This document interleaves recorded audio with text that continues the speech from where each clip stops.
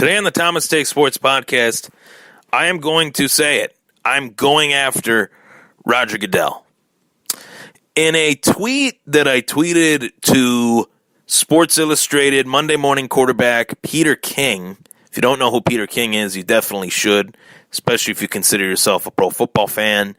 Peter King is one of the biggest names in terms of his sports writing career, and has joined many shows throughout the draft process, free agency. His fingerprint on the NFL beat, if you will, is very prominent.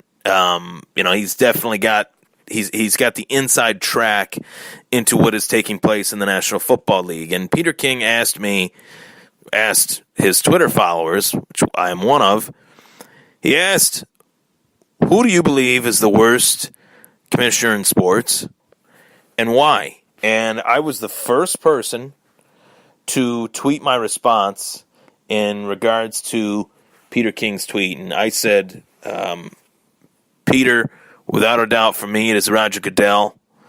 His stance on his inability to punish someone who committed a domestic violence act showed that he just does not care, or maybe we have to come to the conclusion that he didn't care.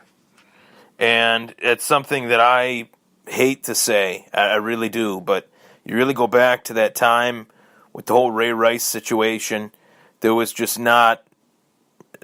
no willingness to care for anyone that was affected by that situation, or that has been affected within that situation. So Peter King asked a question, I answered it, and I want to really dive into it a little bit more and talk about Roger Goodell's career as the NFL commissioner. For as highly rated as the NFL is right now, for as widely accepted as the NFL is right now in terms of just ratings and fan intrigue and fantasy football and whatever way you want to slice it, the NFL is king. There is no doubt about that. In this country, in the United States of America, in 2018, the National Football League is number one. And it took a long time for it to have a dominant ranking, let alone that dominant ranking being first. It took a long time for them to get to that point. And they've been at that point for a long time, for probably about 20 years, I'd say. Surpassing baseball. Basketball had a huge surge with guys like Michael Jordan, Larry Bird, Magic Johnson. But the NFL is king. And we have seen the NFL change in so many ways within the last 10 to 15 years in a bid to prevent head injuries. That's the goal. Prevent head injuries. Well, the rules have become so skewed that there is no telling what is a penalty, what is not a penalty, what is defensive pass interference, what is offensive pass interference, that everything has completely been diminished in terms of the contact factor in the sport. This sport does not allow as much contact as it used to. There is literally a rule that was released this season that stated that players have to lead with their shoulder and not lead with their head. I actually like that rule, because it's not that head injuries were more prevalent because of the sport being aggressive. That'd be pretty redundant to say, oh, well, there's head injuries in football because the guys try to tackle each other. No, obviously that's a part of it, but another part of it is that the guys are not tackling the right way.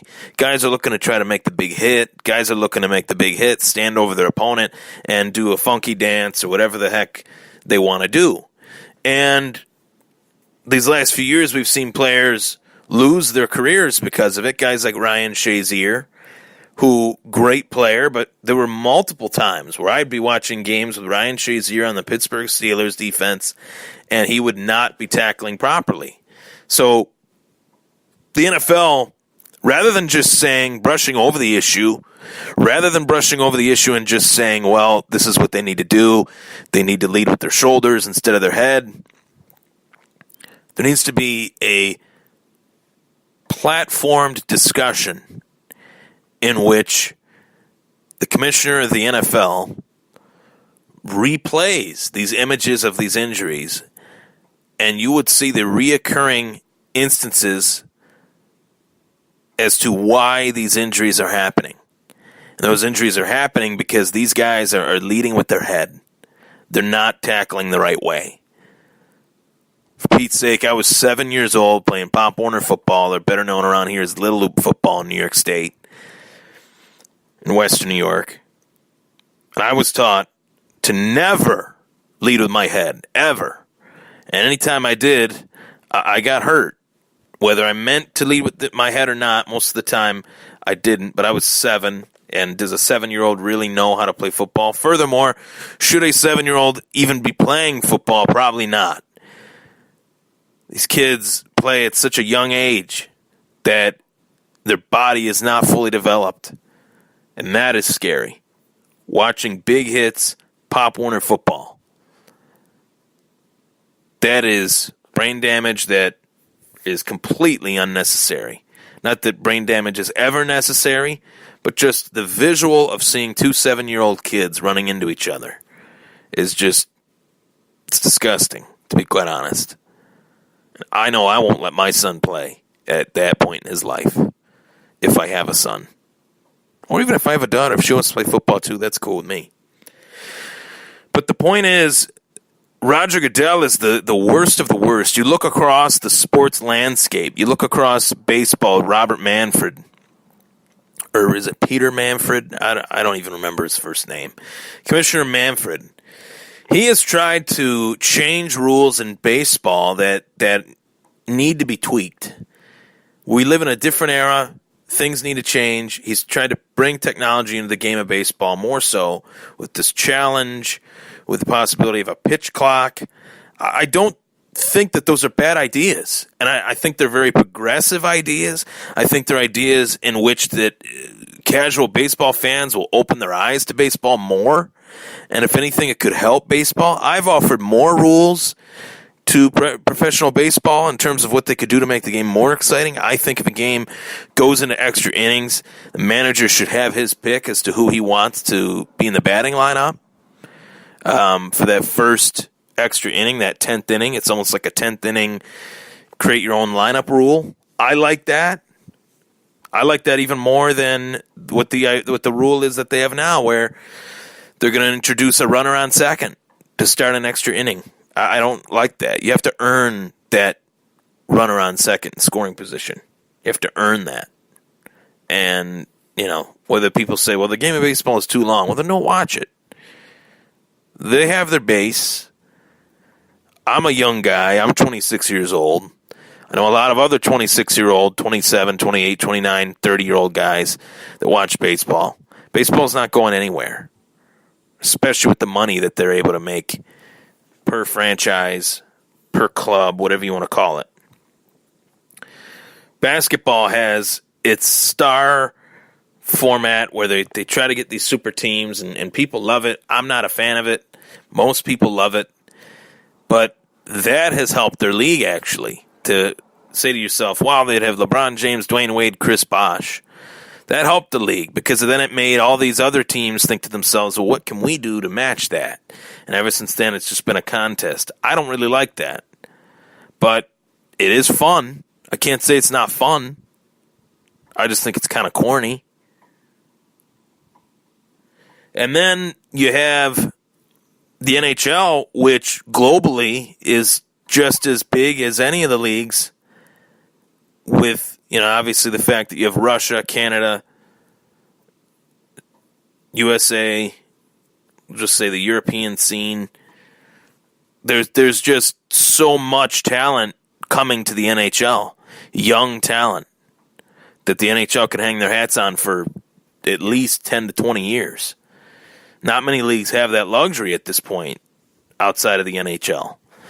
So, Roger Goodell, back to my original point, I don't think he has done virtually anything to make the game better. And any adversity that he has faced, whether it's punishing players, finding the right punishment, or embellishing what a player did really sifting through evidence that is not there and pointing the finger at that player and then punishing that player like he did with Ezekiel Elliott, punishing Tom Brady for Deflategate more so than Ray Rice. I know Ray Rice never got to play it down again. That should have been his original punishment. The guy should have been released from the NFL to never play, whether you want to call it a ban or not. That's what should have happened. Adrian Peterson, in his way, disciplined his kid. Was it right? That's another debate for another day, but for him to lose a season of his career, wow.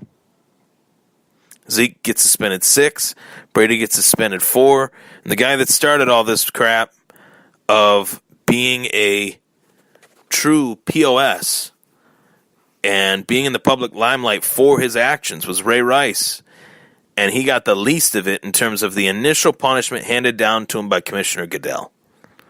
And I thought right then and there, whatever year that was, 2011, 2012, that should have been it for Roger. But Roger was the Dodger, and he's been able to survive ever since. I don't think Roger Goodell is doing what's best for the NFL. I think he's doing what's best for him, looking out for his own interests.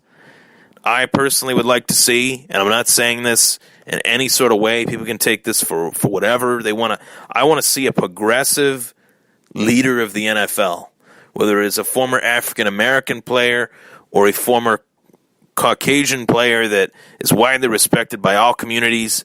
I want to see somebody younger. I want to see somebody that maybe fresh out of the NFL. I want to see a guy that actually played in the NFL, that understands the Players Association, that understands why players would go on strike due to the collective bargaining agreement, that understands that replacement referees are not the answer. I mean, this guy literally rewrote his contract and said to himself and to everyone that the only way he'd re-sign with the NFL and be the commissioner for any longer is if he got a private jet. I'm sure that private jet is nice, Roger. I'm sure it's great. But you know what else is great? Actually acknowledging CTE. That's pretty great. That'd be a great thing. If the NFL commissioner could actually stand before the public and say to himself, we know what CTE is, we're working towards it. Roger hasn't done that. He's just changed the rules to make it appear as if he notices, but he hasn't publicly stated what it is. And furthermore, this NFL anthem policy is one of the dumbest things I've ever seen. In terms of if a player wants to, sit for the anthem, they sit in the locker room. Let players do what they want. Last I checked, we lived in a freedom of speech society in this country. The players can peacefully protest. Is it something me, Ryan Thomas, would do? No, it's not. But that doesn't mean I don't sympathize and empathize with the situation that is going on in this country, that there is true racism in this country still. There is true police brutality in this country still. Things do not add up. Things do not make sense the way they should. And if a player wants to peacefully protest that, go right ahead. It's what makes this country great. To most, it's what makes this country great. So, kind of a political, discussion in terms of the NFL, but I really believe that Roger Goodell is the worst of any commissioner in professional sports, and I don't see him going anywhere, which is a damn shame, because I think the NFL needs him too. I'm Ryan Thomas. It was the Thomas Take. Take care, everybody.